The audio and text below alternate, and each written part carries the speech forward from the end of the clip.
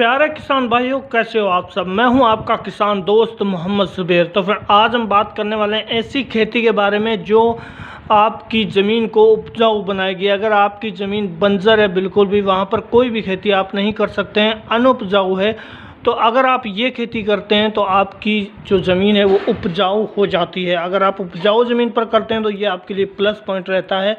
तो आइए जानते हैं इस खेती के बारे में सारी डिटेल। तो आप इसे कैसे शुरू कर सकते हैं। तो खेती से जुड़ी नई जानकारी के लिए हमारे चैनल को जल्दी से सब्सक्राइब कर लें और साथ में लगे घंटी के आइकन को दबा लें। तो चलिए वीडियो को शुरू करते हैं। तो किसान भाइयों, अगर आप ये खेती अपनी ज़मीन पर करते हैं, अगर आपकी ज़मीन बिल्कुल भी अनुपजाऊ है या बंजर है, तो वहाँ पर कोई भी खेती आप नहीं कर पा रहे हैं किसी जलवायु या मिट्टी की वजह से, तो अगर आप यह खेती अपनी ज़मीन पर करते हैं तो इससे आपकी ज़मीन उपजाऊ भी हो जाएगी और आपको फ़ायदा भी होगा। तो फिर इसीलिए इस खेती को हरा सोना भी कहा जाता है। और हम आज बात कर रहे हैं बांस की खेती के बारे में।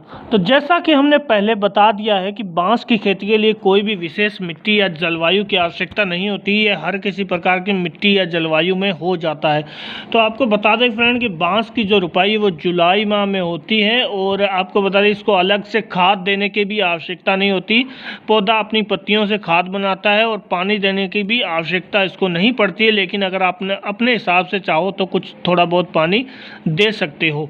फसल की कटाई की अगर बात करें तो जो बांस का जो तना होता है फ्रेंड, वो दूसरे पौधों से बिल्कुल अलग होता है।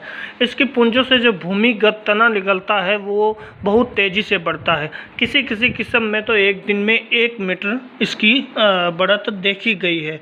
तो फ्रेंड आपको बता दें कि इसकी अच्छी पैदावार के लिए बारिश के मौसम में इसके पुंजों को मिट्टी से अच्छी तरह ढक देना चाहिए। और जो बांस का जो पौधा होता है फ्रेंड, वो 1 माह में ही अपना विकास कर लेता है। और इसकी तुड़ाई की अगर बात करें तो अगर आप इसकी तुड़ाई करना चाहते हैं तो ये निर्भर करता है कि आप इसका उपयोग किस चीज़ में करेंगे। अगर आप बांस की टोकरी बनाना चाहते हैं तो आपको 3 से 4 वर्ष में इसकी तुड़ाई करनी है। और अगर आप इसकी जो उपयोग है सख्त चीज़ों में करते हैं तो आपको 6 वर्ष तक इंतज़ार करना पड़ेगा। बांस की जो फ्रेंड कटाई है वो गर्मियों में नहीं करनी चाहिए, जिससे कि इससे सूखने का ज़्यादा चांस होता है। इसकी जो कटाई करने का सही समय है अक्टूबर के दूसरे सप्ताह से लेकर दिसंबर माह तक। मैंने आपको बता दें कि बांस का उपयोग जो है बहुत सारे उत्पादों में किया जाता है, जिसमें एग्रीकल्चर उपकरण, फर्नीचर, सौंदर्य उत्पाद और इसका औषधीय जो गुण का भी एक तरफ है। इसको मुरब्बा, अचार आदि बनाने में भी इसका उपयोग किया जाता है।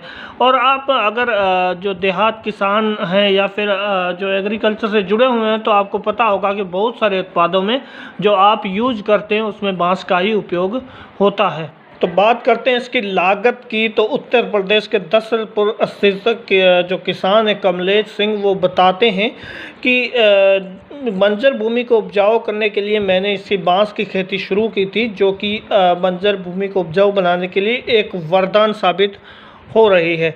अगर हम बात करें इसकी लागत की तो कमलेश सिंह बताते हैं कि 1 एकड़ में लगभग बांस लगाने के लिए 10,000 रुपये खर्चा आता है और 5 साल बाद प्रति एकड़ 3 लाख रुपए की आय हो जाती है। तो फ्रेंड इससे आपकी आय भी होती है और आपको एक प्लस पॉइंट फ़ायदा होता है कि आपकी जो ज़मीन है वो उपजाऊ हो जाती है और उसके बाद में आप वहाँ पर कोई भी खेती कर सकते हैं।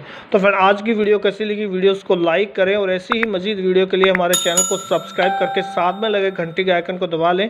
वीडियो से रिलेटेड कोई सुझाव है तो नीचे कमेंट करें, वीडियो अच्छी लगी या बुरी नीचे कमेंट करें और वीडियो को ज़्यादा से ज़्यादा शेयर कर दें ताकि किसी भाई का फ़ायदा हो सके। तो thank you for watching, have a good day and bye bye.